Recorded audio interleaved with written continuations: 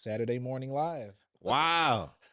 How goes Man, it? we here, baby. Yeah, we made it. I'm actually coming out of my basement at home to actually step out and talk to the people. Oh, I'm not from the excited to be here. basement. They, Hey, I'm they, in the basement, underground all day. they call you And Batman over there, bro. rich. And I coming out with the fire behind the car and everything. Old school. I'm coming on out. Hey, I'm yo, here. I'm that's here. crazy, man. Hey, man, welcome to DLW Live, the show, the podcast where generational conversations happen at the intersection of faith and culture for your entertainment and for God's glory. What Thank you. up? Nothing much, man. Blessed to be here. Excited for the topics we about to go into, Yeah, and just enjoying everything that's gonna be talked about right now. man. After the Will Jordan episode, it's a lot of pressure. That Hey, was my dog. He came hey, up and people were still talking about that episode, man. let's see.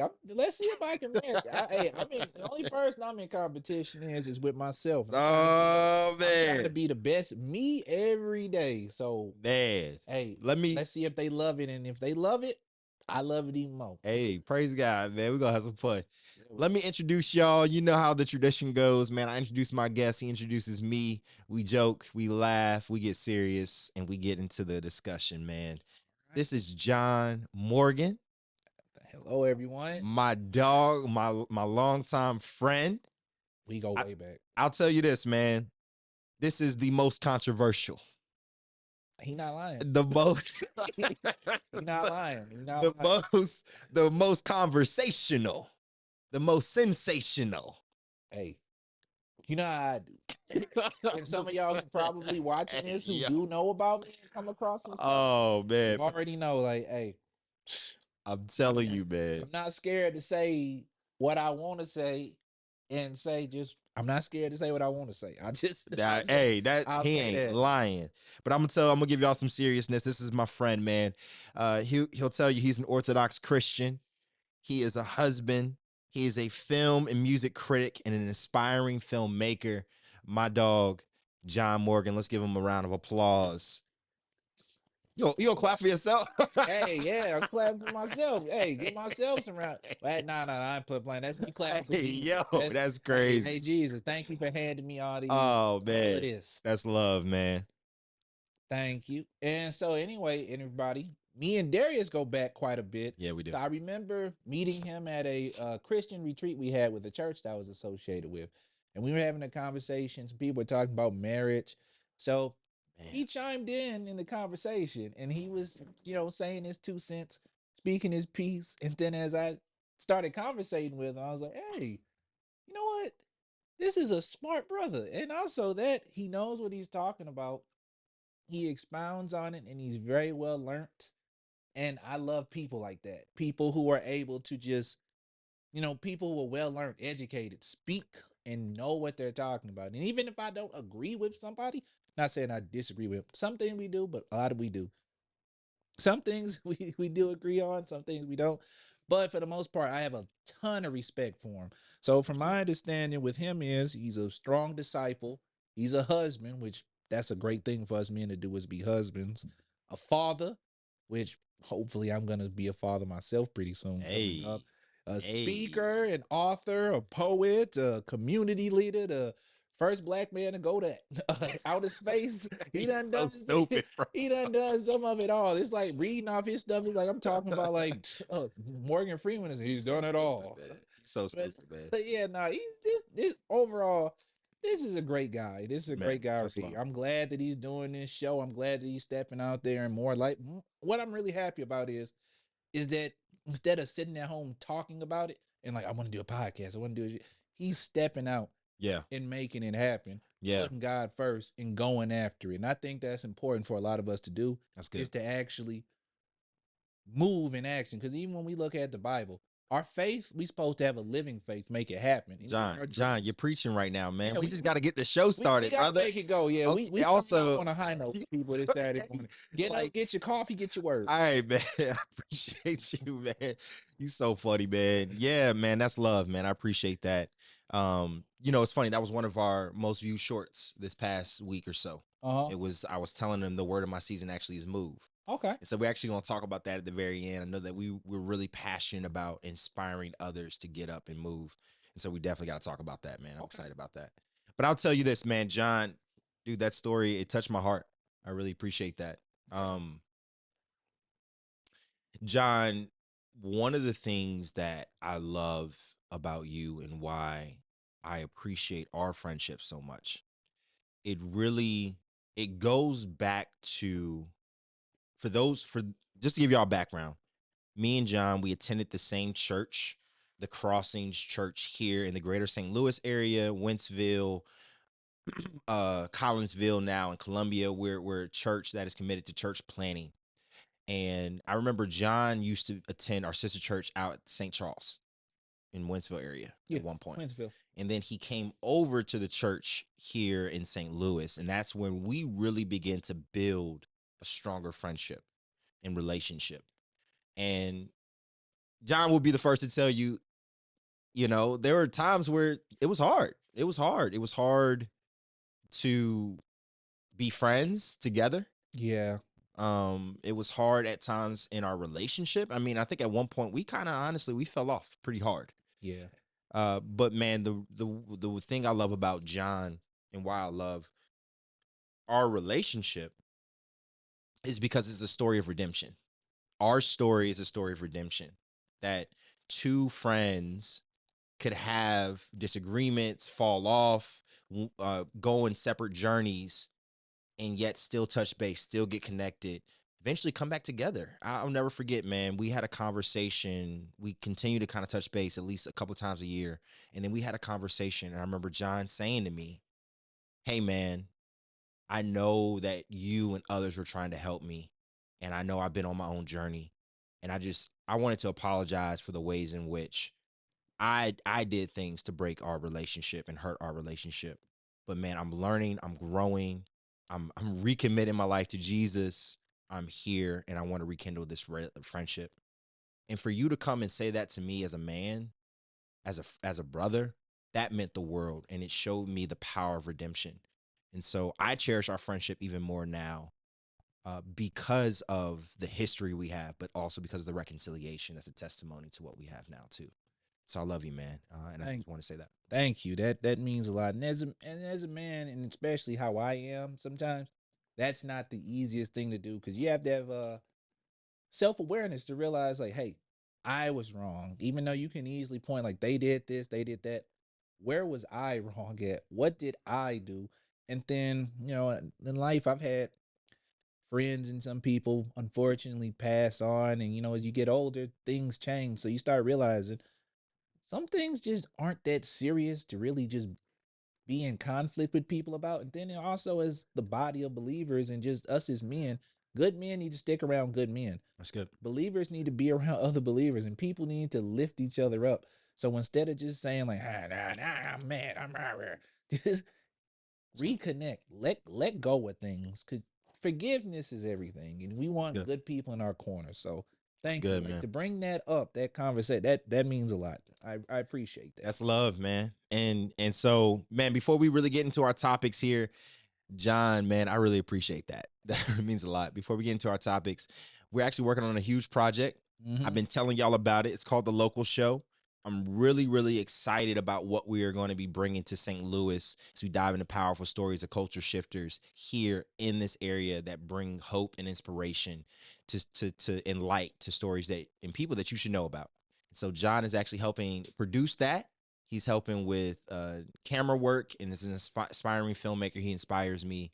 And so, man, I'm really excited for that too, man. I'm excited too. It's gonna be great. Just to actually go into this venture, I'm overjoyed to Yeah. really be doing this. It's Yeah. gonna be fun. We're gonna have a lot of fun, and you all are just gonna have a blast. Let's get it, baby. When you see what we got in the pipeline, Hey, you already see it's about to be wild. Shout out my brother James. We got it coming for you. Shout out my brother James. All right, hey, we got some fun topics for y'all today. We're gonna talk about Diddy's lawyer getting out. Oh man, where do we just That's gonna be with all wild. We're also going to talk about icons in the culture. I want to talk a little bit about Beyonce and Taylor Swift. And then we're going to talk about Christian celebrity culture. I think these things are all just kind of fun things that have been happening in our culture recently. And so we're going to get into it. But Diddy's lawyer wants out. And you know what? It's the same lawyer who defended, what was it, Saddam Hussein, or was it? No, it wasn't Osama bin Laden. It was Saddam Hussein. Yeah. I think he Yeah. defended him. So this made me think one or two things going listening to that. Because when you're a lawyer, you have to. I was gonna say, wait, before we get into it, John, let's contextualize it. Okay. So you were already starting to contextualize a little bit there. Yeah. So this, for those, if you've been stuck in a box, apparently you've been stuck in a box at this point. Diddy's in jail for atrocities, allegedly. I got to say that. Yeah, allegedly. Allegedly, Even atrocities that involve baby oil, that involve prostitution, abuse, sexual deviancies. Yeah, we got to be cautious of the words we use here. Yeah. It's some of everything. EDFL stuff, human trafficking stuff, violence. We joke about the baby oil, but it really is disgusting. It kind of showcases some strong, like, allegedly. Yeah, some quote unquote degeneracy or crazy stuff that he's been involved in. Allegedly. All alleged. I gotta say alleged. It's all alleged, but unfortunately, sometimes where there's too much smoke, there might be some sparks going on. Where there's smoke, there's fire. There's fire. Well, not always saying that's the case. Like I said, it's alleged, because I do want to just say, I hope that any victims definitely get their justice. So we will really have to just see where this trial goes and how all this plays out. Because I don't want to just accuse him of things he didn't do. So that's my 2 cents on it before we really get into what's going on here with Mr. Well, I want to Bad Boy Records. Let me contextualize this real fast. Again, if you've been stuck in a box, Diddy is in jail for all those atrocities. And what we're talking about now is one of his lawyers who defended some high profile Saddam Hussein, I believe. I think it was Saddam Hussein. Okay. Can you imagine? Just pause for a second. Okay. Can you imagine defending Saddam Hussein and then quitting on Diddy? P. Diddy. That's crazy. You defended someone who we would consider a world-class terrorist who was on the FBI's most wanted list, but Diddy was too much. Diddy was just, no, I can't get behind this, man. Like all of it, crazy to think about that. Like, so when I heard that, this what came to my mind. One or two things. So, like, usually in cases like lawyer proceedings, you have to be the lawyer. You have to tell your lawyer everything. Like, be honest. Yeah. Tell me what you did, and they got to defend you. Which these accusations, that's crazy. So this made me think that either the guy heard way too much and in good conscience couldn't support this, or the other thing that causes lawyers to leave is that Diddy lied to him and didn't give full information or made stuff up. So one of those two things happens, but usually a lot of these high profile lawyers, to protect their reputations, if you lie, that's going to make them look really bad. So they'll step out before they let their reputation go down. No publicity. Bad publicity, bad publicity is good publicity. So if you see like a lawyer stepping out and like, I'm not defending P. Diddy, and everybody like, oh, he's not defending Diddy, but he defended Saddam Hussein. And that's going to get the tabloids talking. That's going to get social. That's going, like we doing right now. It really, I think you're right. I think the reasons why a lawyer wouldn't defend a client, I think, are exactly those two things, right? Either it's personal conviction, right? Too much going on, and they decide to step away. They can't with good conscience because of the content that has come out. Client lies to them. But I think the third one for me is the most valid. It's the reason why I think Diddy's lawyer is leaving is because of Diddy himself. I think it's about Diddy's character. I can see that. I think Diddy has a very long history of manipulating and controlling. There's a well-known, I don't know if you've seen the video, where he's talking, I think, an MTV agent, or he's talking to some sort of TV agent, and he's not taking no for an answer. Yeah. Diddy, I can't give you this primetime slot. Diddy's like, no, it's mine. It's mine. It's mine. And then eventually he's like, you know what, Diddy, we'll make it work. And Diddy's like, I get what I want, right? That is Diddy. I keep thinking of that Dave Chappelle making the band skit. Like, when Oh I my see it, goodness like gracious. he's just telling the guy, like, "Hey, you gonna give me that prime time slot?" He just get the prime time slot, Playboy. I'm thinking of that the whole time in my head. Yeah, while man. that was being said. Yeah. But he is notorious for He's that. notorious, man. Like, And he's been known for that kind of stuff for a long time Right. now, actually. Because these accusations, some of these accusations ain't exactly new.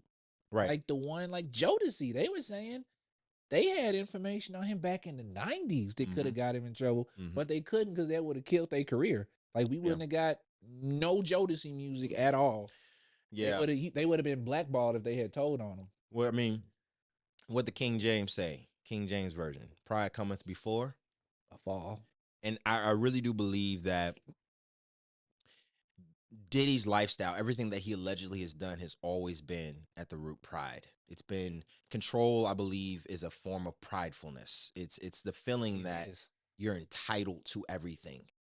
And so I believe that with Diddy, it's always been about control. And so when I look at this lawyer leaving, even with someone like Saddam Hussein, who I'm sure having that conversation with Saddam Hussein and some of the human atrocities that happened with that brother, I think there's a part of that that's, you know what, I can defend someone who's letting me defend them the way that I see this case should go, versus someone like Diddy, who doesn't take no for an answer, who has to control everything, and who has a pride that is unreal. And it's kind of crazy for me to even say Saddam Hussein's pride versus Diddy's pride, to even make a comparison. I don't really know either of these brothers, but I can imagine that lawyer sitting there talking to Diddy and saying, this is what we need to do, and Diddy telling him, no, this is what we're going to do.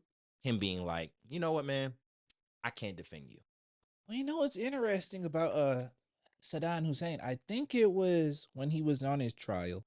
I can't remember who exactly it was. It was somebody involved, whether it was a lawyer, psychiatrist, or something. I can't remember. But they had to, connect with him to get confessions or get information out of him.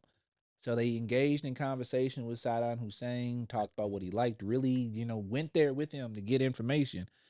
And the guy ended up actually, like, personally connecting and understanding Saddam Hussein. And so when his execution came, the guy said, I can't watch this happen, because he got that connected with them.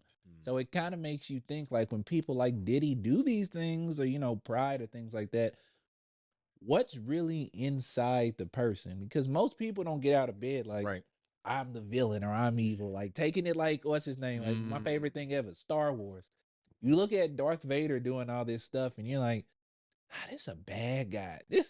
He just sat down and watched the planet with millions of people blow up, and it didn't even phase him.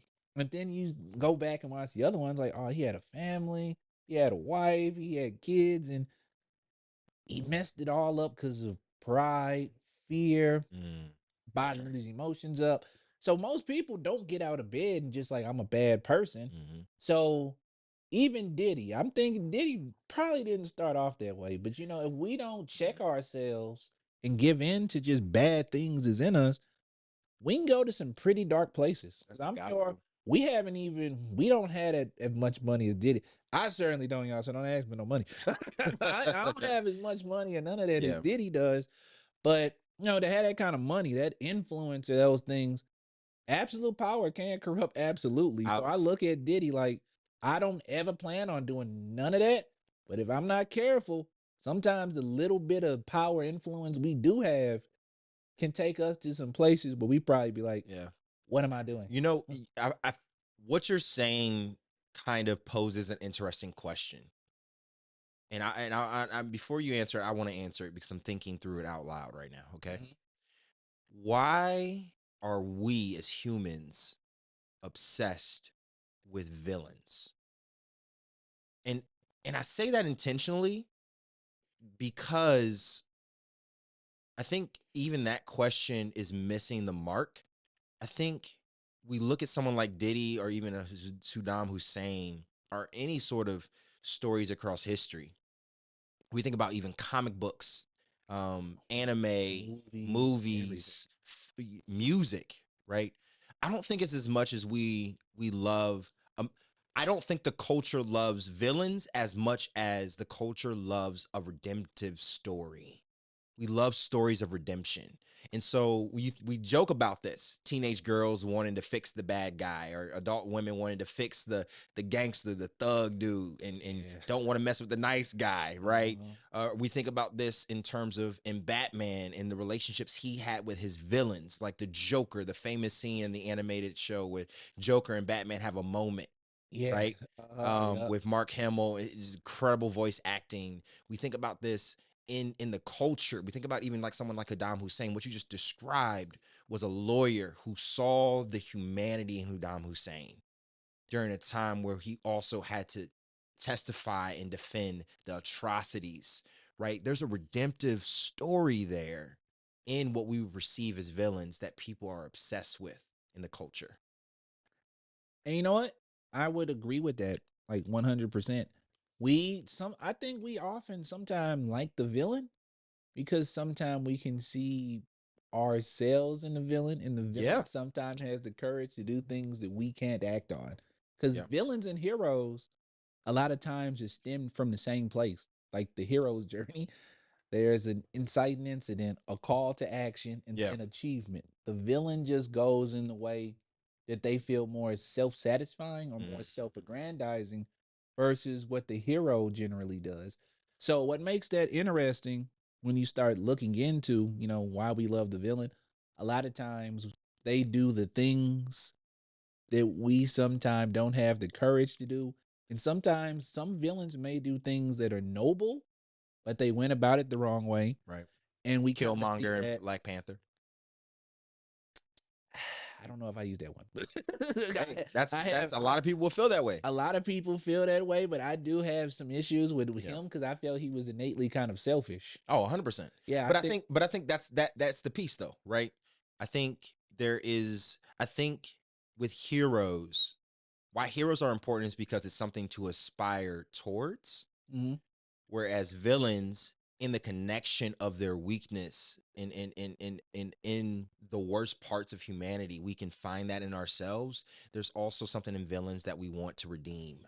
And I think both are essential for human nature. We need to have the figures in the culture who we can look towards and inspire towards.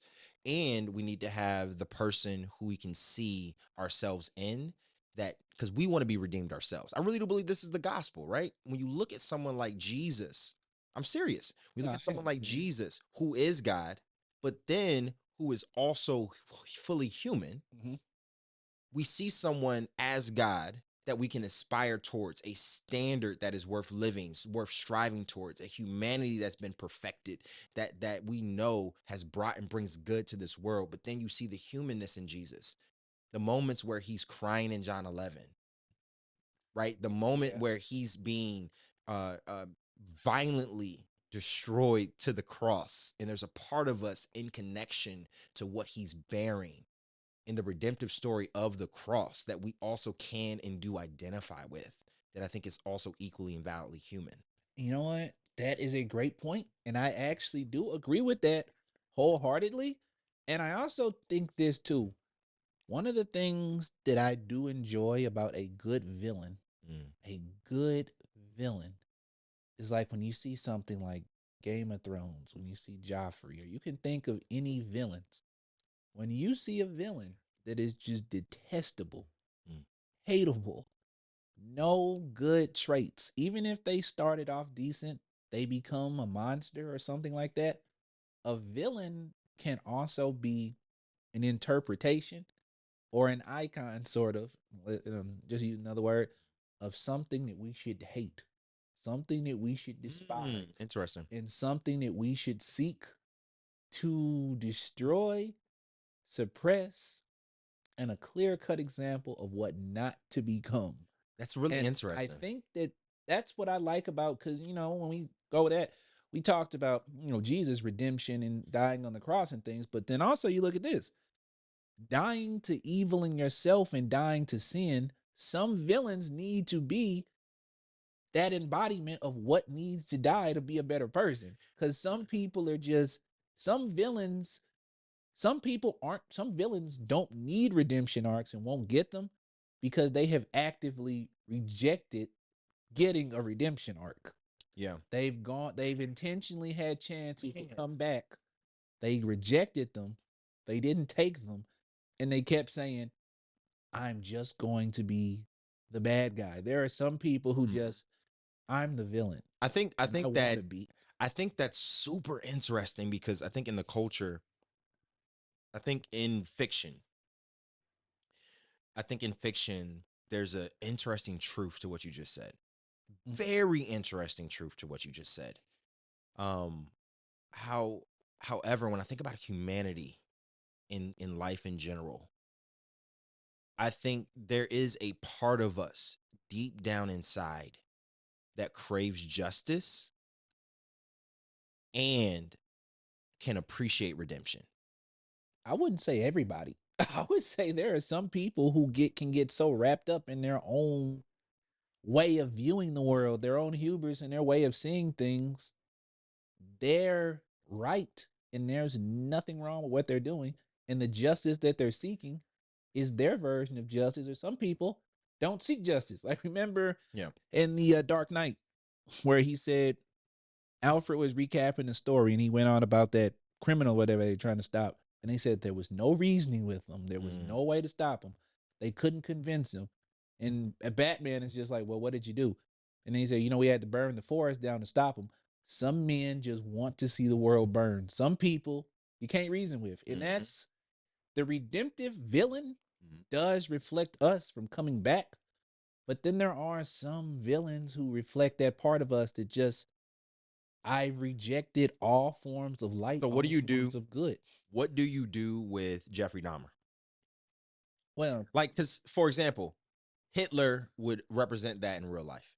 Adolf Hitler would represent someone who would fit the archetype of what you just said. Someone who is so wicked, so evil that I think it's universal outside of Nazis, right? yeah. That Hitler should have died. Mm-hmm. And he got lucky that he killed himself, right? Yeah. Because he should have been tortured, he should have been killed for the absolutely abominable human atrocities that happened with the Holocaust, right? I don't know of people outside of Nazis who I don't hang out with Nazis who would disagree with that. Yeah. But you take someone like Jeffrey Dahmer, right? You take someone who cannibal. I'm not. I gotta blurp all those out now. I shouldn't have said them out loud. But who did these human atrocities? But man, he came to know Jesus, right? Yeah. So what do you do with someone who there's this image, the textbook image of someone who should absolutely be condemned for their atrocities? Well, Can they be redeemed? they can, but that does not mean that the consequences of what you did should be sidestepped. Oh, I agree. Yeah, because some people, I agree. You have to atone for what you've done. I agree. But I do believe some people can't. I do believe anyone who wants to be forgiven can and should be forgiven, even though that's a very hard sell for most people. But like I said, going back to the villain thing, well, we're still on it. The redemption is something that we want because we not only want to see redemption for ourselves, want to see the redemption for people that we know that gone into the bad side, want to see them come back. And then also on the same note, we want to see those who were truly enemies of good and what's right, see them brought to justice. Because like we said, some people just have made that conscious decision to forego any and all good. Like, they didn't expound upon this, and I wish they had of, which was a giant just bag fumble, was when they did the sequel trilogy for Star Wars, and Kylo Ren was a character who was struggling with the light. He knew what was right and what he should have done. He ended up killing Han, kept going down that path. He was going to end up killing Leia in this Return. What was it? Last Jedi. That's it. And he didn't end up doing it. And after, he killed his master and tried to convince Rey, he just said in that moment, I'm done with it all. I'm just going to go fully down the bad path. And she's like, don't do this. Like, don't do it. He was like, no, like, forget it all. Like, everything that came before, good, this. I'm just going to do it my way now. And I was actually very compelled by that because we've seen the redemption story in Star Wars, The Fall. And I would have wanted to see the guy who came from good, had the knowledge of what right is, and just rejected it and went down the path of becoming. This guy is just has had 3 chances thus far and just said no to all of it. And I would have thought that would have been a very interesting flip for a Star Wars villain. And also it would have been highly realistic too. Because Luke gave him a chance, like, you don't have to do this. Han gave him a chance. You don't have to do this. And just Rey gave him a chance, like, stop. You've got people like that who just, no, I'm not gonna do the right thing. I don't want to. I want to hold on to whatever it is that makes me this way. Whether it be my vices, my pride, anger, distrust. I want these things to define me. And it's like when you start dealing with the concept of, icons and things like that in sin, if you connect with the sin long enough, you become the icon of that. So some people will just become, I'm a greedy, prideful, powerful person. And eventually you indulge in that. You are the icon of those things. Yeah. And it's a state of consciousness that you constantly are affirming and telling yourself, this is who I am. C.S. Lewis actually talks about that in his novel about heaven and hell, and how hell is an extension of ultimately what we've wanted out of this world and who we ultimately wanted to worship and serve. And it's super interesting. I agree though with the idea that there are things that we do that are sinful and wrong and wicked in this world. And ultimately everything is going to be atoned in the end. Yeah. But it is one of those things where you think about someone like Jeffrey Dahmer. Jeffrey Dahmer understood that he needed to go to the death penalty. Yeah. I don't think if I'm not mistaken, he didn't. I think somebody took him out in prison. Yeah, I think so too. Yeah, I think but he understood I sinned. Mm-hmm. And it wasn't a self-righteousness. You see this often in different tropes in film as well, where the hero seeks to atone for his sins. Yeah. I think there's some validity in that. Yeah. Right. But again, when we think about the faith, this is what makes Christianity, I think, so different than I think a lot of other religions, is that sin has been atoned. Holiness in the redemptive nature of our lives is walking with Jesus in holiness moving forward. And so I think, for example, when we think about the idea of forgiveness, if we were to do something wicked to someone, like let's say there was a sexual deviance against a young girl within our congregation. Yeah. Right. If that happens, what Christianity says is that is wicked. That's wrong. There needs to be clear boundaries now, whether that person is no longer here and we encourage them to go somewhere else, whether that is there are clear boundaries on when, where, and how that person interacts, right? There are still consequences for that action, but the mandate is forgiveness. Yeah. But forgiveness doesn't necessarily always look like, well, now this person is just in my small group and we're best friends. Forgiveness, I believe, at its root, still has to deal with the consequences of actions. And so when I think about the idea of a redemptive story, when bringing it full circle back to Diddy, what Diddy did was absolutely wrong. And there needs to be clear consequences for those actions. And I hope, again, allegedly wrong. Yeah, we hope. And that there's clear consequences of the actions, but it does not mean that Diddy is not redeemed. I'll give you an example of this, how this looked in real life. And I don't know why people don't talk about this enough. The first is with Dylan Roof. Yeah. When he walked into that church and slayed those Christians in that predominantly black congregation. Yep. I remember that. What we don't talk about is the testimonies of the saints. When they came and they testified, they said what he did was wrong, but I forgive him. If you go back and you watch those videos, there's chills because they didn't say it out of malice. They understood that there should be consequences and they demanded justice, but they also understood, man, there's something still worth redeeming within Dylan that is valid and valuable. And so when I think about, when I think about Diddy's lawyer, it makes me wonder if he looked at Diddy and was like, I don't see your desire for redemption, regardless of how this is about to go. Because you know what? On that with Diddy, that video he did where, you know, he was on the beach or whatever on Instagram talking, I'm seeking healing and those things. That came off so disingenuous. Oh, 100%. Like, I didn't feel like that he actually meant that. And I still partially think there might be a part of him that thinks he's going to beat this. Yeah. And get over it. And, you know, maybe, I don't know if if he does beat, I don't know if he's going to come out, make a hot couple singles and then just people will just brush past it. I don't know if that'll happen. Everyone does have something in them that's good and that's worth redeeming, but it's only if they choose to act upon that redemption and what's good in there. Everybody has good in them from their very inception. It's like a ball of light and they cloud it when you do dark things. And some people just, I don't want the light anymore. Yeah, I would argue that the inherent thing is that you were made in the image of God.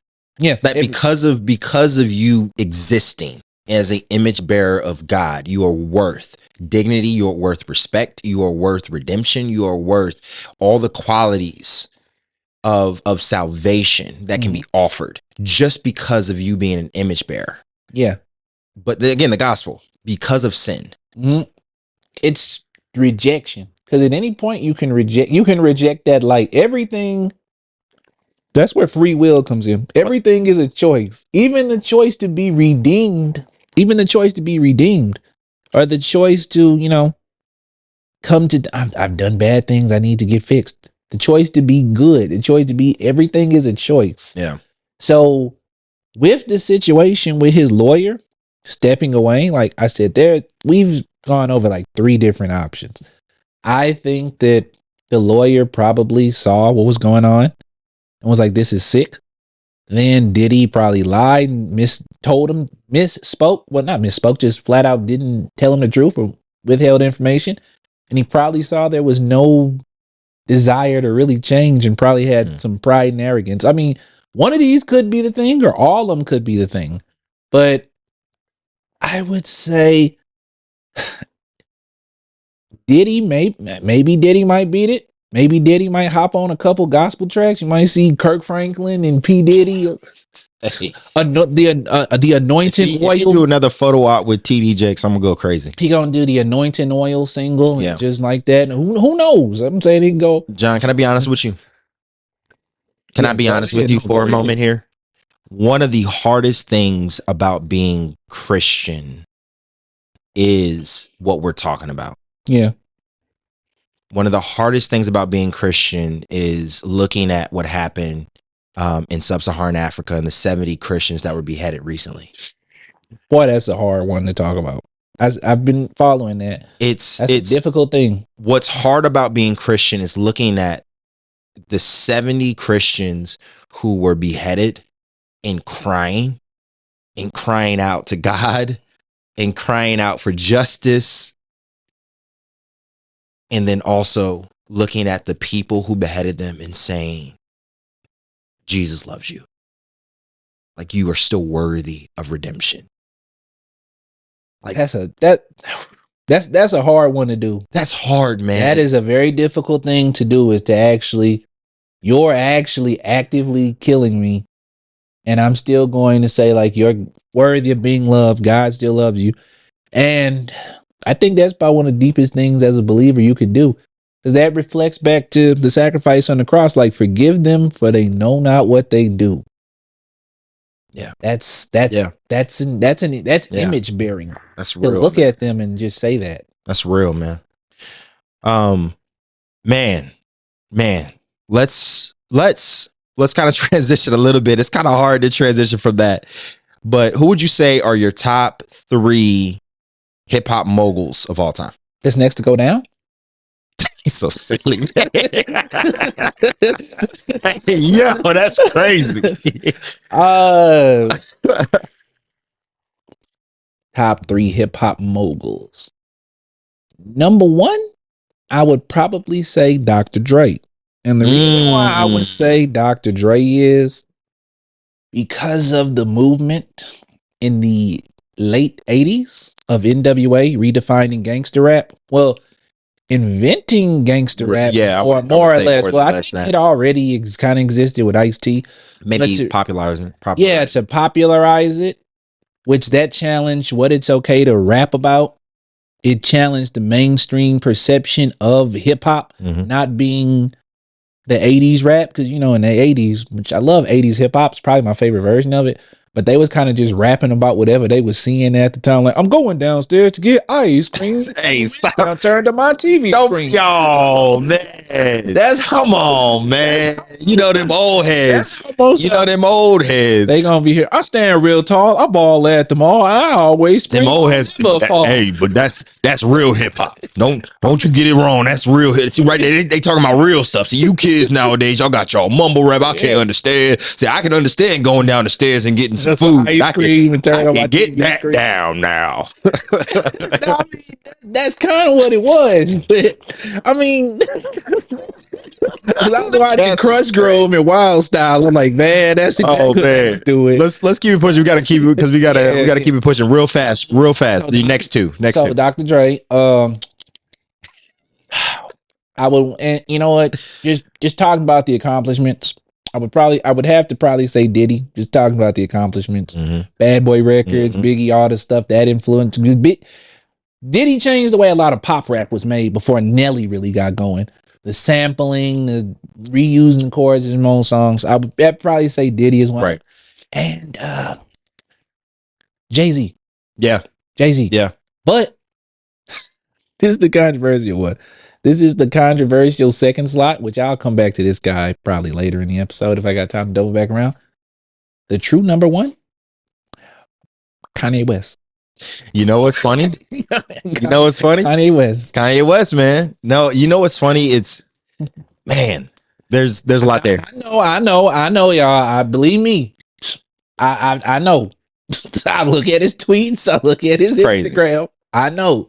But we can't deny a couple years ago, you had to have a pair of Yeezys. Everybody wanted them Smeezes. Yeezy jumped over Jumpman with the whole Nike deal, went to Adidas. The fashion, the artists that he done put on, the albums that made influence. If you didn't have the graduation was like almost the foundational blueprint of the backpack era of hip hop. It's real. So we had Asheroff, B.O.B., Charles Hamilton, all of those guys.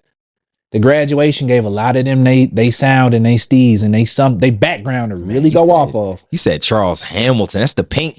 Oh my goodness. Pink polos with man. That just took me back, man. I'll tell you my top 3 hip hop moguls of all time. Jay-Z, particularly because of business and investments, ruthless businessman. Yeah. Diddy, because of the intersection of hip hop and how he was able to bring that into business. Yeah. Again, we don't mess with Diddy. So don't. But I'm gonna give you one. I like Kanye because of the intersection of fashion and pop culture. But I'm gonna give you one that people don't think about. Okay. Akon. You're right. People don't think about Akon. Akon has flipped entire economies back in his home nation and in a couple of different African nations in terms of his investment into business, tech, different things like that, education, building schools, building infrastructure within entire countries off of his back. And so I think hip hop mogul Akon is someone who is transforming sub-Saharan Africa in a lot of amazing ways that we just don't get to see nor talk about. Also, he put on Lady Gaga. He did. Yeah, he put on Lady Gaga. Poker face. All right. Yep. It's that alone. Yeah. Is Quite epic. Let's keep it pushing, man. Hey, if you're listening to the podcast, you haven't liked or subscribed yet or followed us on all major platforms, you are missing out on phenomenal culture. I get to hang out with my brother John today, and we are talking about Diddy's lawyer backing out. But now we're about to talk a little bit about icons in the culture. Talk a little bit about Beyonce and Taylor Swift to start this conversation. And I want to kind of contextualize this before we get going here, John. Mm-hmm. The reason why I wanted to talk about this was it played background to Kendrick Lamar. Okay. And fair, Kendrick's having a moment in the culture. Greatest rapper of all time. Oh, man, I love it. See, this is my type of guy. But I think Beyonce recently won the Grammy for Best Country Album. Regardless of how you may feel about her winning that Grammy or about her album being a country album, I don't really care about that conversation as much as it was a moment that happened at the Grammys with Taylor Swift presenting that award to Beyonce. You're laughing. I'm serious. This is the moment. I'm thinking this is the moment. And so when you think about full circle, Kanye West, who we just talked about as being an icon, coming up, grabbing the Mac from Taylor Swift. Beyonce had the greatest record of all time, this iconic moment in popular culture, right? That honestly, in a lot of ways, propelled Taylor Swift to even greater heights because people had her back like crazy. I really do believe that. Regardless, the culture always was trying to pin Beyonce against Taylor Swift in music. And so for Beyonce to come in, win for this country album, Taylor Swift giving her the award, I thought it was a really interesting moment. But it's not just that moment of the image of that, but it's the idea that it even matters so much. Like, it's the idea of, man, the obsession of icons that you literally see grown women crying when they see that moment. You seeing grown dudes, us, talking about this moment. There's just something in the idea of icons and iconic culture that I think is valid and maybe worth a little discussion to think about whether that's healthy or not. Okay, let me start off saying this. The celebrity icon thing is definitely not healthy, the way we obsess over celebrities. But here's the thing. When we talk about art, music, culture, all of these things, we innately want to connect with art because art is just, you expressing how you feel through different ways, whether it's writing, music, movies, video games, whatever it is you choose to make. And as humans, we're supposed to be interconnected. We're supposed to have friends. We're supposed to have people around us. And you can connect to those experiences or what that person, the harder you connect to an artist, a lot of times the more they're putting themselves or something into their music or their craft or what they're doing, and also building their brand. An iconic celebrity, an icon, short, is somebody who they have a style, timeless influence, activism. They have their own things that make them stand out. And sometimes we want to be that person. Like how we said, we're image bearers of Christ, icons. Sometimes celebrities reflect things that we want to be and do that we either can't because we don't have the money, we don't have the time.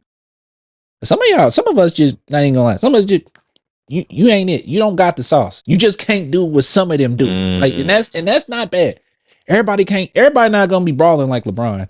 Everybody ain't gonna be rapping like Kendrick. Everybody ain't gonna be a Martin Scorsese when they pick up the camera. You can be something, but sometimes you won't be that. And it kind of gives you something to aspire and something to try to emulate. So I don't think there's anything wrong with having people you look up to, but I think the obsession over it is the problem. But there are some people like me. I connected heavily with Star Wars and just things like that. And I feel different ways about how it's been handled now. But, you connect with it because of the human element that you see. Like, you see the story of the characters, how they're overcoming it, and you plug it into your own life. So I think we can't necessarily help that we care or we look up to people. Because if you're not looking up to a Beyonce, a Jay-Z, or Taylor Swift or something, more likely there's somebody in your life you're looking up to. You're looking up to, you know, that one OG at your job who been there for X amount of years, who does a great job and always got something positive to say. Looking up to a pastor. You're looking up to a family member, a friend a friend in your life who you see who just stayed the course and just never gave up. Mhm. So there's always somebody we're going to look up to and just, you know, I want to be that guy. I Yeah. want their example. And celebrities, they're just, sometimes we just see them a lot. Yeah. And they're pushed on us a lot. And that's why I feel that way. Sometimes it can be unhealthy because you don't know these people and they don't know you. So the connection is limited. I think that's why Beyonce and Taylor Swift sell concerts out the way they do, is because people want just to be in the room, to absorb the energy, to breathe the same air. It's interesting, the obsessive nature over it because of those connections, the music that we connect to, the art that we connect to. And it's the removal of the humanness. Or I would say this, we enjoy celebrities that give us just enough humanness for us to make deeper connection. Yeah. So, you know, I want to know that Taylor Swift and Travis Kelce are a nice couple, you know, are doing well, or even when they have like a little bit of an argument or breakup, because that's human that I connect to. What I don't want is to know your deepest, darkest secrets. What I don't want is to actually see the depth of your humanity in a way that's very vulnerable and hard, because honestly, we don't even want to look at ourselves in that way. Yeah. This is what, again, it makes the gospel so hard sometimes, is because the gospel forces us to actually look very deeply and honestly about sin in our nature. And because Jesus wants to redeem all of that. Yeah. I think it's much easier to have a lot of surface level relationships with people, yet alone with God, than it is for people to really know us. And because it's vulnerable, it's very vulnerable. It's this idea, man, if I give my heart away, there's a risk there.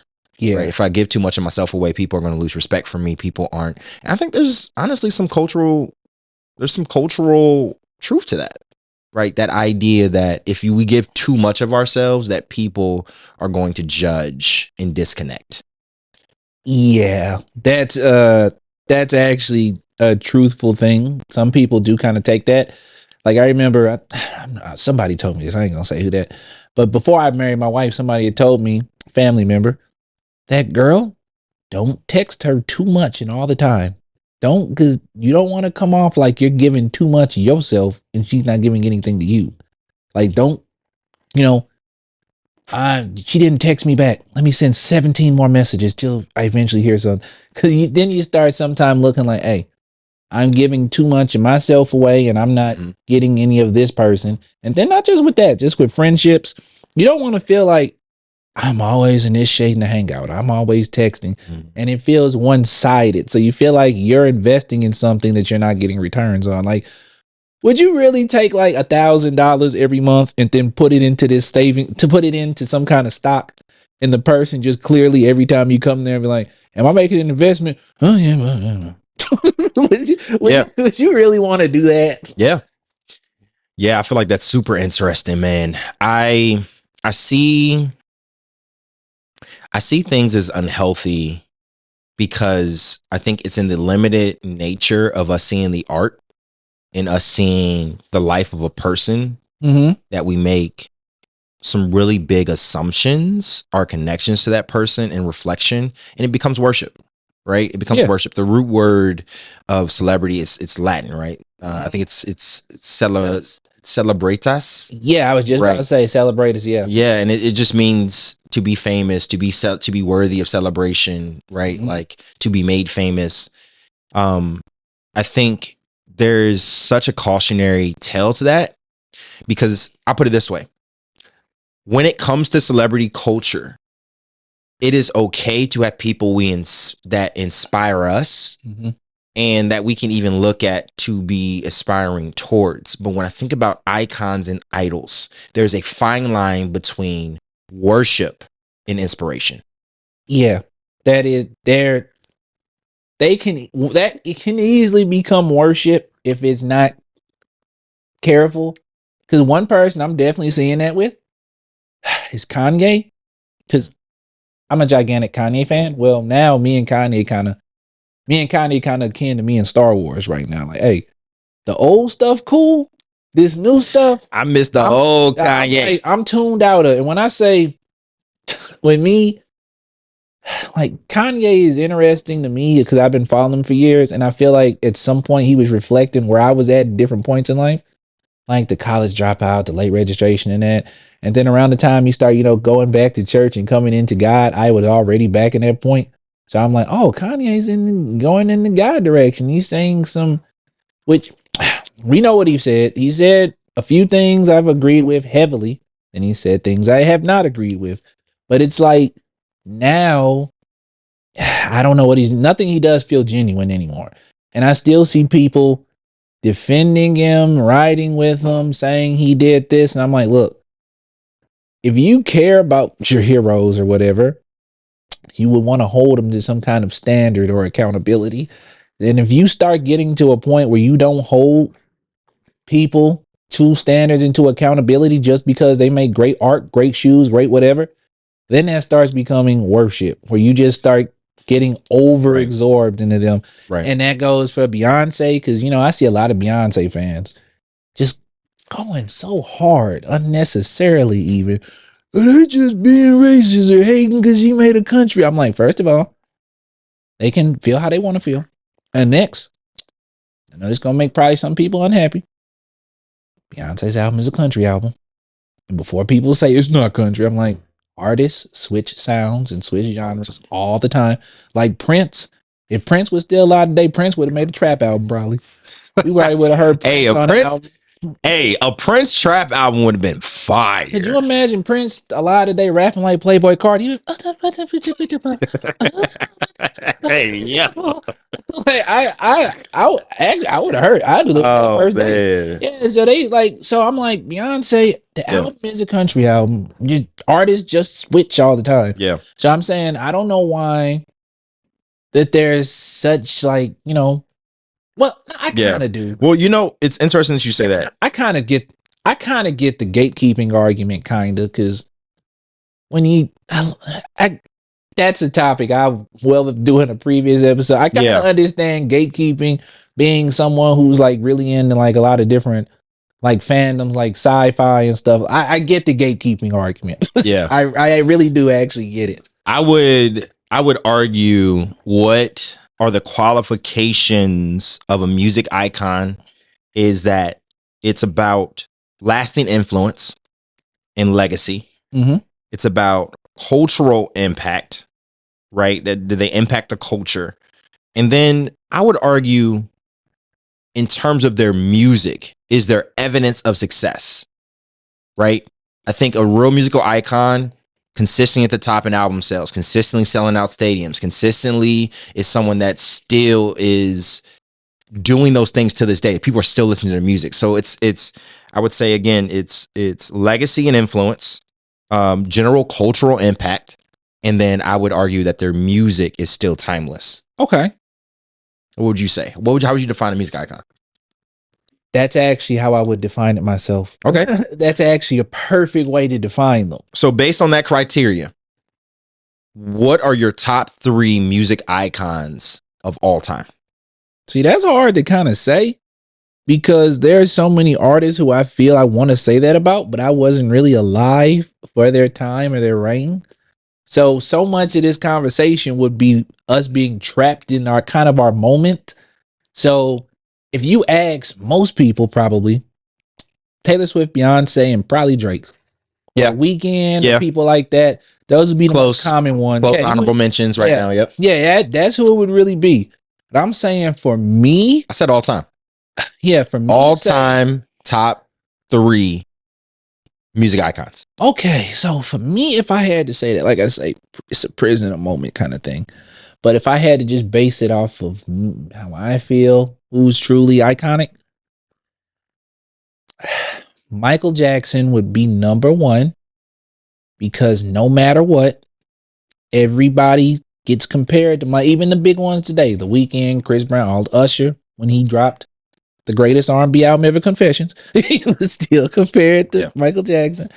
So Michael Jackson would be number 1. Would I say Elvis Presley maybe because this you gotta go bigger than just when you say all time. We gotta include just every genre and everything.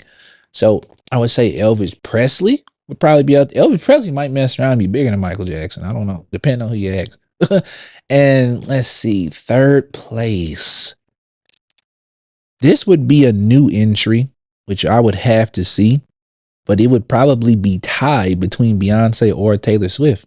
Now, this is an on the spot question, Okay. so I would have to do more research. But I'm saying if I just think of these people, these would probably be the biggest ones.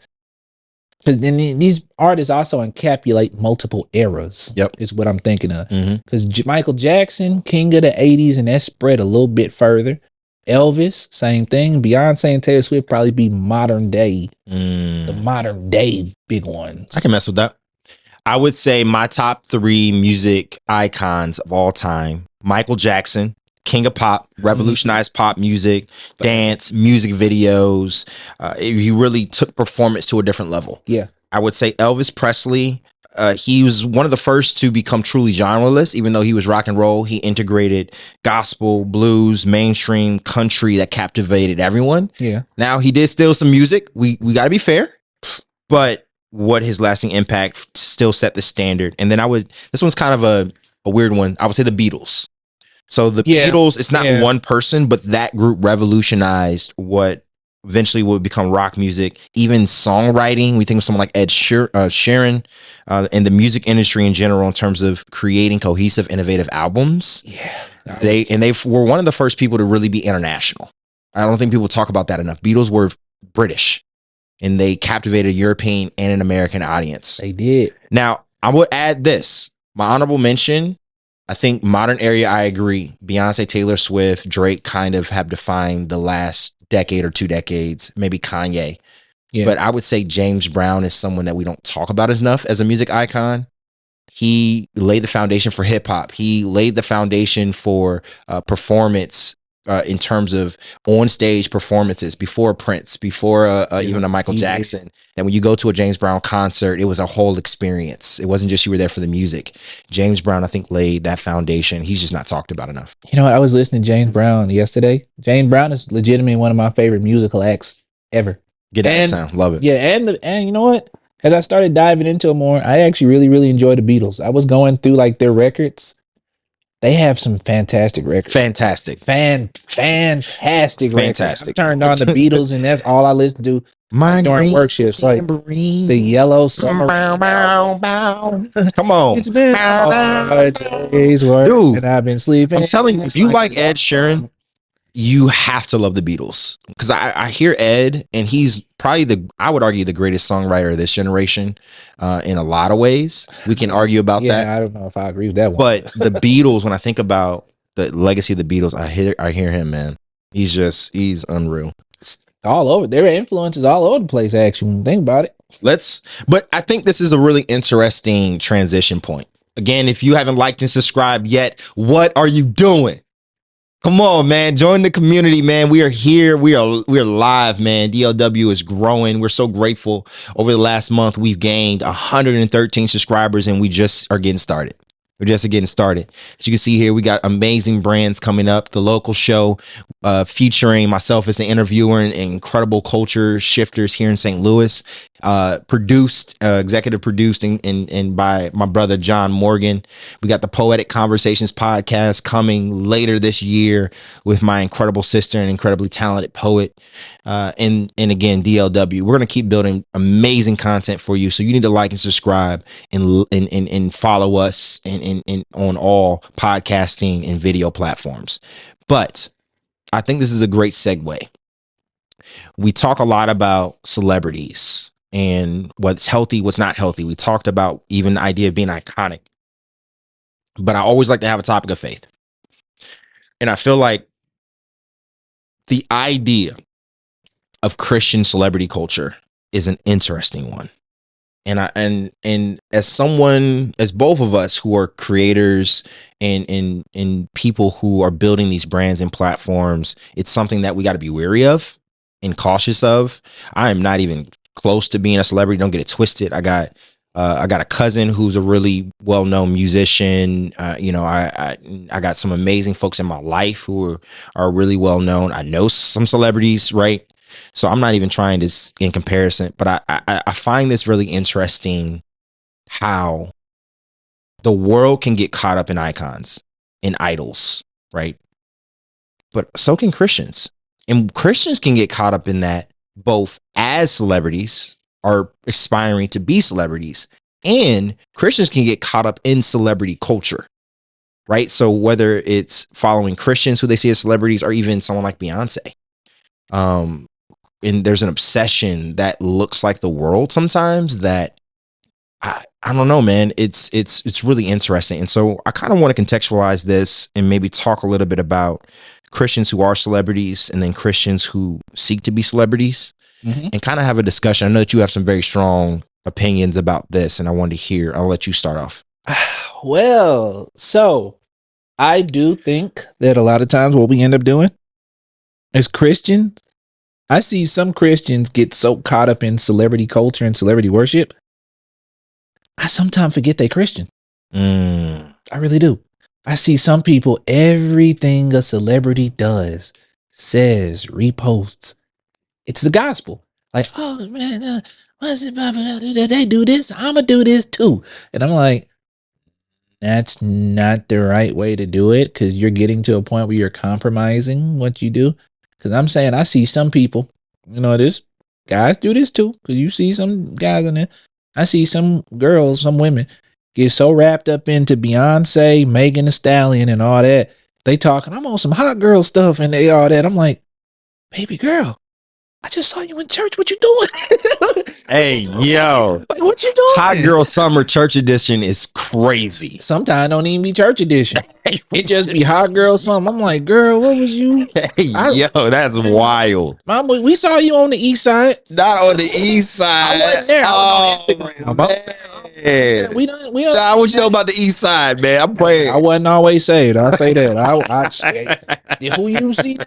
He wasn't that old. But I'm saying, no, so I be seeing that. I'm like, you're not supposed to do that. And I'm like, sometimes I gotta check myself, because I can get into hip hop culture heavily, get into movies and films sometimes, where I talk about that probably too much or over obsessed over it.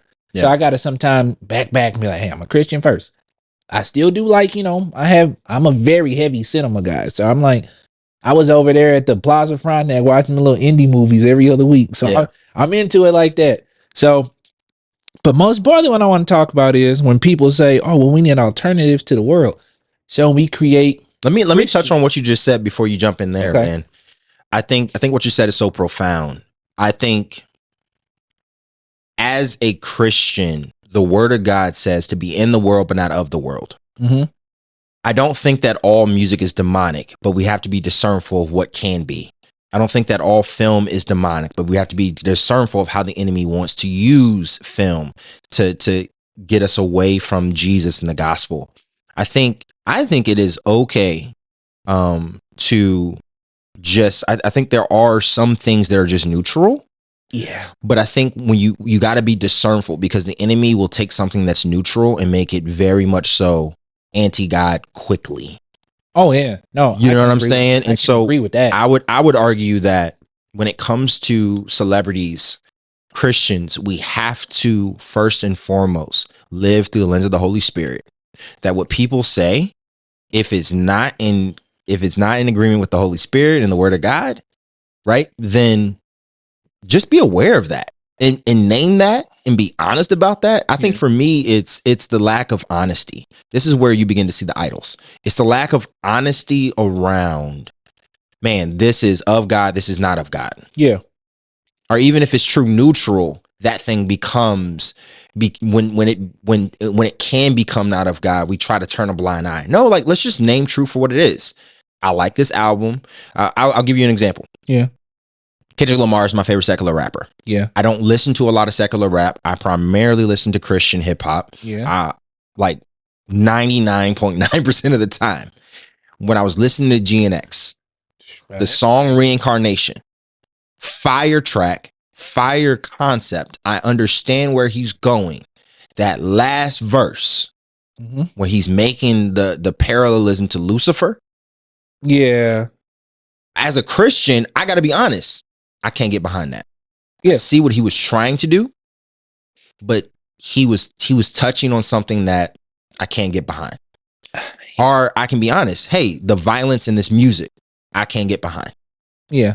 Right. I'm not going to sit here and pretend like there's not violence in these type. I can't get behind all the cussing, the language. I can't get behind that. Yeah. But if I'm not being honest about that, then I think I'm missing the mark. What you're doing, what you're saying is with all of that is you can't get behind it, because our beliefs in our faith, but you can see the artistic merit behind it. Right. Or even like have times where it can be entertaining. Like it can be entertaining. Mm-hmm.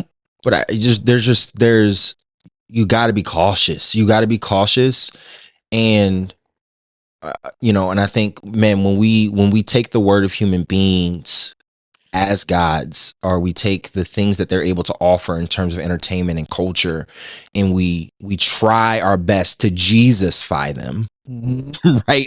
And we try. It's like someone reading the word and then interpreting onto that what they want, versus let's just look at reality for what it is and filter it through the word itself.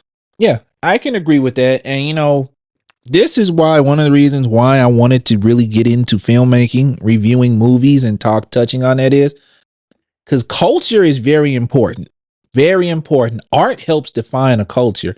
Art, because you got some people never read the Bible, never pick up a Bible, never step into church. And there's movies, music, and shows that will influence their worldview, theology, and philosophy before that we'll get a chance to get to them. And I think how as Christians we engage with culture in general is very important. Culture isn't something that we should run away from. Yeah. Culture is something that we should try to influence and change by offering an alternative to it through high art.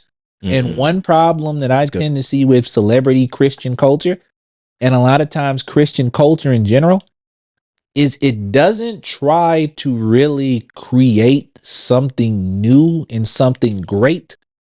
It emulates what's there and tries to, put a Jesus stamp on it, but it doesn't really connect because the intention is let's influence the people and let them hear it and be like, oh, this is a Jesus rap song. But instead, why don't you try to change the genre or create high art and let your faith be the backbone or the underpinning of it? Because here's the thing. I believe when you make a movie, a song or whatever, you don't have to scream what you believe at people. They should be able to interpret it by breaking down the art. So, for example, I love Christian rap and I try to be very selective on secular rap, but I've kind of been tuning out of Christian rap a little because my biggest problem is a lot of times you see them captioning their videos, what, I'm a Christian Kendrick, I'm a Christian so-and-so, or this. They keep freestyling on people's beats. Like he had that whole situation with Caleb Gordon where he kept taking other people's beats and songs and that came an issue. And I said, one of the biggest things that holds Christian rap back here, because you got great artists. You got the Dream Junkies, Eshawn Burgundy, AI The Anomaly, which they're great, but a large majority of it keeps copying what the other side is doing. And it's a little brother syndrome where they obsess over it. Yeah. And because of that, they limit themselves to where I don't think you're really ever going to get a Christian album that's as innovative or as great as To Pimp a Butterfly, A Good Kid, Mad City, A Dark Fantasy, a Rodeo, and Illmatic. I don't know if I agree with that. I'm gonna tell you why. First off, Swoop. Swoop is a huge artist for me, who I think honestly I would push back. He had two unbelievable works of art. The first one was called Wake Up in 2012. The second was called 2014. It was called Cinema. Those are good albums. Both unbelievable albums. Yeah. You think about Show Baraka. Yeah. And we think about every one of his albums, frankly speaking. Yeah, you got AI with Soul Acrylic. I don't got a couple. I don't actually agree with that in the sense of who's dominating the culture. right? And I ask that question because ultimately the enemy is at the forefront of the culture. And so what we perceive as the innovation in the people who are pushing the sounds and culture forward, that's what we get to see and understand. And so when I don't know how else to put this. I know Christians who are creating dope art. Yeah. Whether it's in music, whether it's in film, whether it's in different spaces, but don't have the platform or the resources that the mainstream can provide. And I know that there's Christians who are doing that right now in the culture. Denzel Washington is a convictional Christian. In fact, I think he retired to become a full-time minister recently. Yeah, I think Black Panther 3 gonna be his last movie. His last movie. And so when we think about, he's always been Christian. In fact, one of the well-known secrets around Denzel is before every movie decision, he prays, he fasts, and he seeks counsel from his father and other Christian folks before he does a film, including something like a Malcolm X, including something like a Training Day. Yeah. Right. And those are not things that you would say that's Christian. Right. But he's a Christian in the culture. This is what Lecrae, I think, was pushing back on even back in the mid 2010s, where he was saying Christian rap versus rapper who's Christian, or, you know, I'm a rapper who's Christian. I want to create good art, but I want you to know I can't remove my Christianity. And so I say all that because I think there's room enough in art for two things. Mm-hmm. I think there's room enough in art to be unapologetically Christian. If you want to rap the gospel because it saved your life and that's what you wanted to testify in your story and that's all that's in your heart to talk about, yeah, there's room for you to do that. And there's room for you to do that with a sound that's popular. Yeah. There's room for you to do that over a trap beat. There's room for you to do that melodically. It's room for you to do that however. Yeah. But I would push back personally and say, I think there are Christians who are trying to do things innovatively in those different spaces in film and art, who want to have the message of Jesus, whether explicitly or subtly, who just don't have the platform or resources to be able to do that and have the push that the mainstream machine can give them. And I just think it's a matter of not being seen more than it is a matter of like not trying. And you know what? That's interesting. And I will agree with a large portion of that. And that's where, tying back to the celebrity Christian culture, because you have these gigantic makeup pastors and people like that who are borderline celebrities in their own rights. And some of them actually could be voices and push these art forms. They could fund them. Well, some of them probably do. I don't know. Some of them could fund them, promote them, push them, but they won't do that because faith is their brand more than they're committed more to faith as a brand than they are to faith. That's why you see so many people, like, you know what, viewers at home, I'm sorry, but it's just that's why you got so many people like Mike Todd's and people like all of these ones who are, it's more about show. You can tell they want to be entertainers, but for whatever reason in the secular world, they couldn't make it. So they water down every aspect. Theology does not compute. Proper doctrine, 300 error, connection not found. And they focus on, you know, the antics and to be shown, seen, showmanship. They sprinkle a little Jesus in there, you know, like it's actually Christian. They're basically just TED Talks, just with a Christian message in there. And because people feel, oh, this person has a big following, God must be anointing them and blessing them and promoting them. So I need to support them, listen to them. And if anyone attacks them or tries to, you know, call them into question, I need to remember what the Bible says. Do not try to bring these people down. The Lord will deal with them. Calling out anointed men makes you an enemy of the word. So they take this and they create this defense. They defend these people religiously, like a Beyonce or like a Taylor Swift. Like if you say just insert, we know who these people are. You can insert their names of Tiffany Montgomery, anybody, Sarah Jake Roberts, anybody. You can't tell me she not saved. She anointed. When she took her wig off and stepped on stage, I felt the spirit. I'm like, well, what was she? I'm saying, well, what was the scripture? What was she talking about? Like, what was she saying?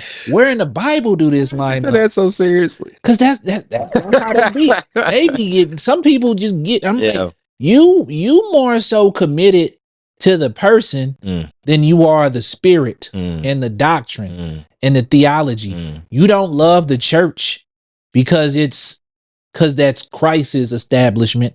You love this church because that's that person's establishment. You're what you're following is not the person of Jesus. You're following the person of personality. Yeah, it's a cult of personality. You've elevated I would this agree with that. minister or this person, and then when people be like, well, you can't say nothing bad about them because they're anointed.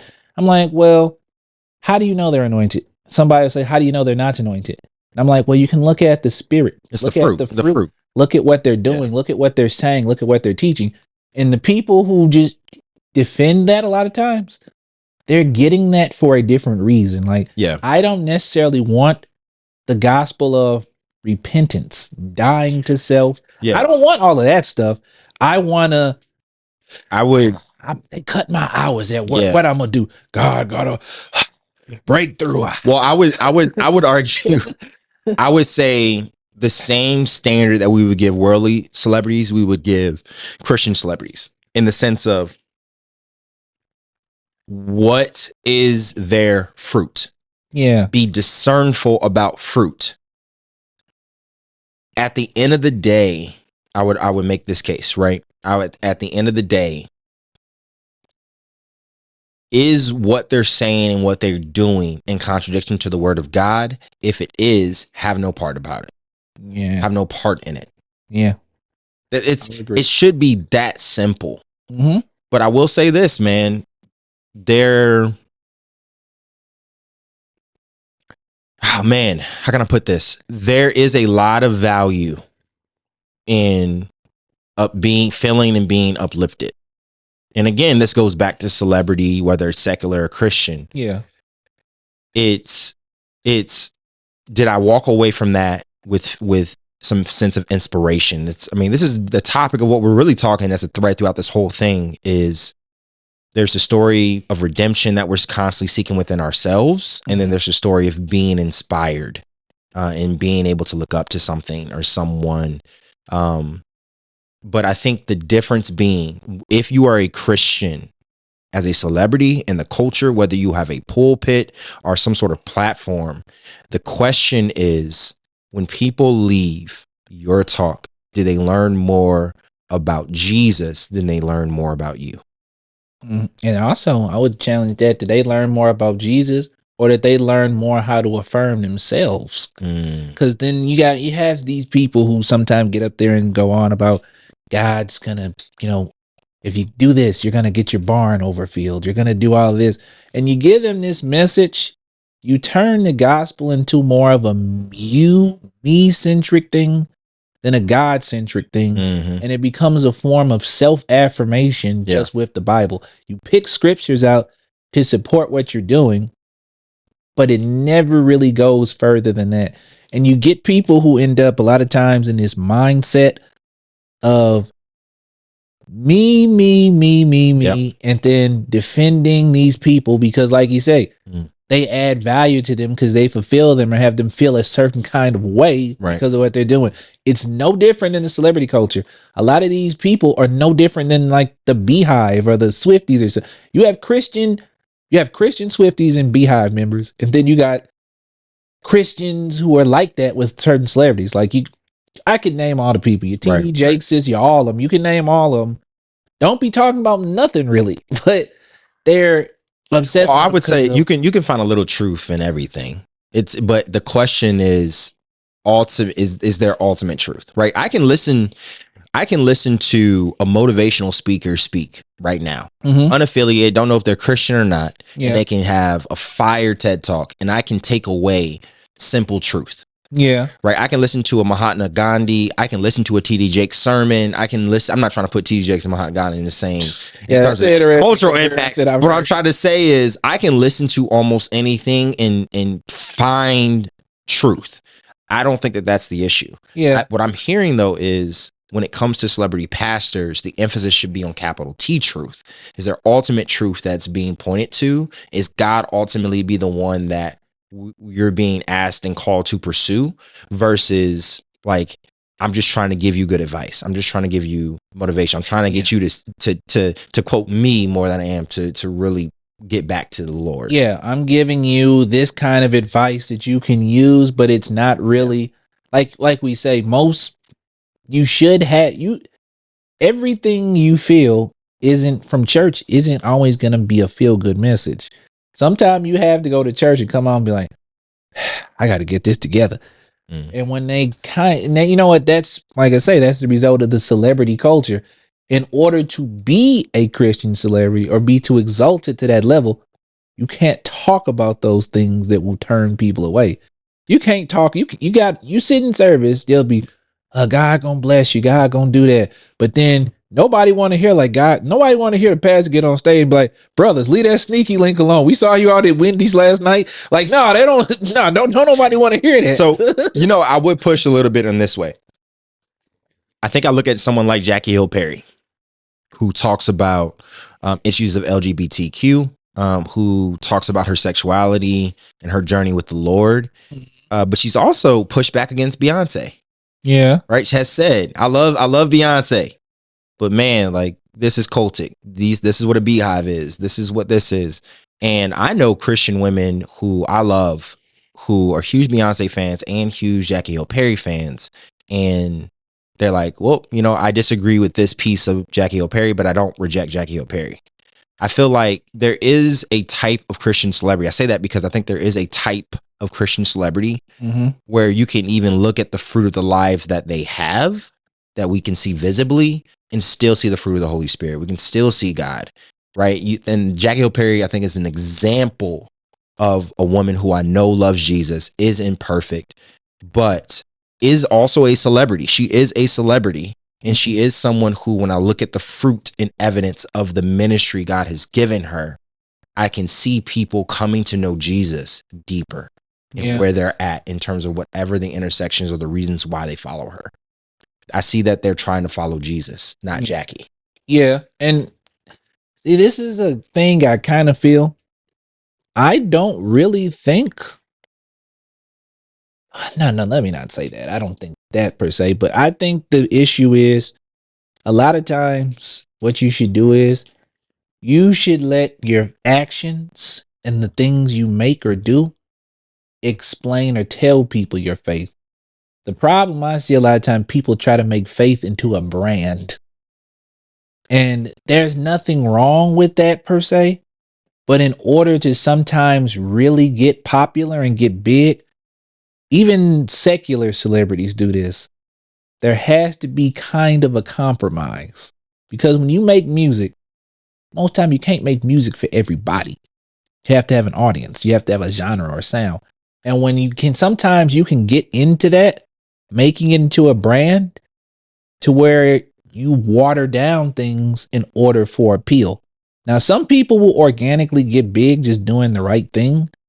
But that's the biggest issue I think I have with Christian celebrity culture, is that sometimes it gets watered down. And if we really wanted to go into this, which this would, as for people listening at the start, I do identify as an Orthodox Christian going through catechism. I think that sometimes the issue with celebrity Christian culture is we don't always, and then also the people out looking, we don't have a definitive definition of what Christian doctrine and theology is for celebrities, for Christian celebrities, because some are non-denominational, some can be Baptist, some can be this. But this, John, this goes back to what we're talking about, though. We're talking about, we got to, with celebrities, whether you're Christian or not, you got to do all things to the lens of the Holy Spirit of the Word of God. Yeah. I don't think that it is as simple as for example, right? And I'm saying this as an example, Yeah. not necessarily as an attack. So please listen to what I'm trying to say. I got you. I don't think it is easy if everyone was just Orthodox or everyone was just Catholic or everyone was just Baptist or everyone was just this, that it becomes as simple as, well, now I know that they have good doctrine. Because even within those subsets, you have people it's divided, who are divided, and ultimately you have people who the enemy is trying to constantly influence, right? I think this is why God gives us the empowerment of the Holy Spirit for discernment. I think it is case by case. I think it becomes that. And I think that's just the nature of living life. Things just aren't as simple as, man, if I just pick up this thing, then everything else will be better. I don't think I don't see that anywhere in the Gospels. I don't see that in terms of, not in terms of the ultimate cross, but in terms of the perfection of life, because life has so many different factors. Like, man, I haven't had my parents pass away. Yeah. And so I don't know what the impact of the death of a parent impacts the how I see or view things or decisions that I make. But there are things in my life that have happened. I've had people self-delete themselves in my life. Right. And so that becomes a passion of mine. I've experienced issues around personally racism. Right. Like, and that impacts certain things. And I think actually, for me personally, I got to kind of step back and I got to realize the world doesn't revolve around me. And in that same breath, God has given me a unique experience and testimony in my ethnicity, my culture, and my nationality, right, as we see in Revelation, to testify to his goodness, that actually I bring something to the kingdom. And I say that because you look at someone like Jackie, you look at what she has done in terms of what God, you can argue that her brand is her faith, and her brand is the intersection of faith and her sexuality, right, and her gender, right? I don't see that as a bad thing. I don't see it as a bad thing, right? I don't see someone like a Bizzle, who's a rapper, or even like a Caleb Gordon, who's a rapper, who, man, them cats love Jesus, right? And their brand is faith and fun. Yeah. Right. Bizzle is faith and good doctrine. Right. I do like Bizzle. I do like KB is faith at the intersection of contemporary worship and gospel music and hip hop. Right. Like, I don't see that as an issue. In fact, even if your brand is faith and motivational speaking, right, like, I don't necessarily even see that as an issue, because, man, I wish some more motivational speakers would name God as the source of motivation. Yeah. Right. I do think, however, there are people who use those things for their benefit and not the Lord's, for their glory and not the Lord's. And I will say that even about Christians who don't overtly speak about Jesus. Yeah. A lot of closet Christians in Hollywood and in music who aren't willing to live fully surrendered to Jesus, and they made their brand, ironically, that I'm a closet Christian. That's a brand, John. So when I think about what you're saying, I just want to push a little bit to think, I don't think it's as simple as, I think there's some truth in what you're saying in terms of, man, there are people who try to make faith a source of income, right? And then there are people whose faith is there. Yeah. And they're making money too. Yeah. Right? Like, because money is not the issue. Yeah, no, that's not. It's how it's done. The love of money. Yeah, it's the love, and it's why you were doing the things. Now, I believe in, personally, whether it be your faith, your art, or whatever, money and success should be a byproduct of how you put into it, in the talent, and the passion, and the zeal. Yeah. If you're truly someone who, this is my faith, this is what I believe, it influences everything I do, and you push it forward, and you happen to, get success and things off of it, that's fine. I have no issue with that. But the only time I have an issue is when people take it and make it a brand for the source of money, because oftentimes you can tell, because it's reflective in so many different things. Because, like I say, not everyone is like this. Not every big Christian celebrity or mega church has a lot of money and influence and things like that because they're bad. They're being disingenuous. That's not the case for all of them. But a lot of them, in order to reach those peaks, you have to make some kind of compromise. A lot of them tend to do that. A lot of them do, but not all of them. Yeah, not all of them. I don't want to be like that guy. Not all of them do that. Yeah. Definitely don't want to say that and be too Yeah. critical. Well, and you know, and now well, the irony being we are content creators. You're trying to be a filmmaker. I'm trying to become a voice in terms of microphone and in this type of content that we're making right now. Like and subscribe if you haven't already. You know you want to. But here's the thing for me, right? The irony of this discussion is that, you know, we don't want to be self-righteous. We don't want to be self-righteous in the sense that we both are unapologetically Christian. We have doctrinal disagreements, particularly you being Orthodox, me being more non-denominational. And again, from my Orthodox and Catholic friends, when you hear that, it just means y'all don't believe in nothing. Y'all just out here making it up, right? But no, I genuinely, the word of God truly being the source and root of my foundation, right? For me, regardless, we're both Christian. Yeah. And yet we still are making content. And so the irony being, at what point is faith our brand, but not our brand, right? At what point are we unapologetic about Jesus through the content, right? Like, I feel like that question is not just, this is how culture can be, or this is how Christians can be, but actually as us right now, as people are listening to us right now, watching us right now, right? There is still that question that has to be pointed at the log in our eyes. Yeah. And so I guess the question being here that I want to kind of leave us on is, and for those who may be listening, for those who are content creators who also Christian, or maybe even not Christian, maybe this advice could be helpful for non-Christians as well. Yeah. What advice would you give to content creators who haven't got started yet in terms of this conversation around faith? I would say, honestly, just go for it. Sometimes, you know, I got to get the right cameras. I got to set up this. I got to know people. I got to do this. Just go for it. Because here's the thing. Anything in life or bad decisions, 9 times out of 10, you made a bad decision and you just jumped right into it. Like a lot of times we were in sin or doing something wrong. We didn't think twice about it. Like, should I do this? Sometimes we just did it. And sometimes when it comes to things that you're inspired to do, changes to make, just do them.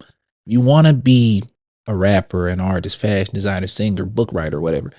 Just go for it and do it. And make the best art or whatever that you can make. Don't try. You can be inspired by people, but don't try to copy nobody. Don't try to be nobody else. Just be you. And if people rock with it, they rock with it.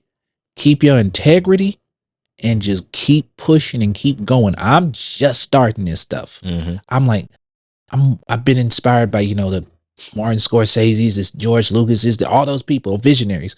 And I think to myself, there's some people out there pushing messages and movies I don't agree with. It's people making things I think could be better. But instead of armchair watching and like, oh, that movie sucks, I could do better than that. Like, anybody who says I could do that, a lot of time person who ain't doing nothing. So when you sit down and just think, go for it. Pray about it. Count the cost of what you're doing. Because if you're going to be a film director, content creator, know how much time you got to put into it. Know how much, you know, editing, software, connections. Make sure you count the cost. And then once you really decide to do it, just go for it. It's not going to look the best at the start. Sometimes it's going to be rough. It's not going to be pretty. But you got to keep doing it. You got to keep going. Most of the people who big and made it struggled. Look, people working out of a basement, didn't have the equipment they need. If you ever get a chance, just look at a documentary about how George Lucas made the first Star Wars movie. I was going to say, John, I mean, he was in debt. For those who are looking right now, right behind John are still boxes me and my wife haven't unpacked from moving. I got my janky setup here, man. You see behind me, I'm in my basement literally right now. So when he's talking, I'm a little testimony to that, man. Yeah, and you just got to go for it because you never know. And I'm literally walking that as I say. I don't know how big this could all be, but I'm going on the journey and I'm not afraid to do it. Yeah. Yeah, I think there's a simple principle here biblically. If God has put on your heart to create content and you don't actually take the next step you never know what God is going to do and wants to do and will ultimately do through that. I think about this in Abraham. If Abraham never followed Jesus or ultimately God into the calling that he had to go and establish ultimately the nations, he would have used someone else. I really do think God the scripture talks about that. Out of these rocks, I can, call forth a generation, right? Like God is not limited, but he chooses to use us. But if you never allow yourself to be used, if you never allow your gifts to be known, you never know what God can do. And I'm a living testimony of that. As I'm building this community out, like I said, I've been absolutely thrown aback by the amount of support. I don't think me and John are even building the local show right now if I didn't get started and he wasn't seeing what I was doing, because we both had a conversation recently this past week in a production team meeting that basically was, man, we want to be with people who are moving, and we saw each other moving, which then helped us get in alignment about what we want to do with the local show, what we want to do in terms of content. And now we're moving together. Right. And so if you don't think you have the resources or the people around you, you just will not get those things until you start to make moves. You got to step out and actually try, because you don't know who's watching. You really don't. None. You gotta just do it. Yep. That's good, man. Yeah. Well, John, man, this has been an absolute joy, man. I should start doing these things more often. People ask me to come on their shows all the time. There you go. And now we're here, man. Yeah, I've made it. This is a major step, but there is nobody in the world who I'd rather have been the first show I've came on. This is honestly a great man. This is somebody I have a high amount of respect for. I can't say that enough. Man, that's love, man. I really do appreciate that, man. John, before we head out, go ahead. If you want to give a final word, you can say your final word here. I'm just like to round that up. Get out there, make something, do something, be something. Hey, I love it, man. Again, my name is DLW. I am your honorable host of this channel. And if you're liking this content, please like and subscribe and follow both of us on social media. Follow my man, John Morgan. He is killing the movie and film critic stuff, man. And he is about to start killing the film industry here in St. Louis. We're building. And so let's build. We're building. Follow me. We're going to start putting out more content. We're going to start talking about movies, reviewing, editorials. We got it all. We're just getting this off the ground. Come on aboard. That's good, man. And I'll say the same thing about DLW, man. The stuff that we got behind the scenes prime for y'all is crazy. It's absolutely nuts. And so we're just really excited. The people are starting to see us. People are starting to hear us. The shorts are starting to go a little viral, which is dope. And so people are craving for this content, man. And so we just want to be a living inspiration of the living inspirer. Amen. Jesus, man. And so continue to follow our content. Man, this is a good show, brother. I appreciate you. I can't wait for this to get out there and everybody see this. This is gonna be. I'm excited. This was great. I love this. I love you. I love you too, man. All right, signing off. All right, everybody.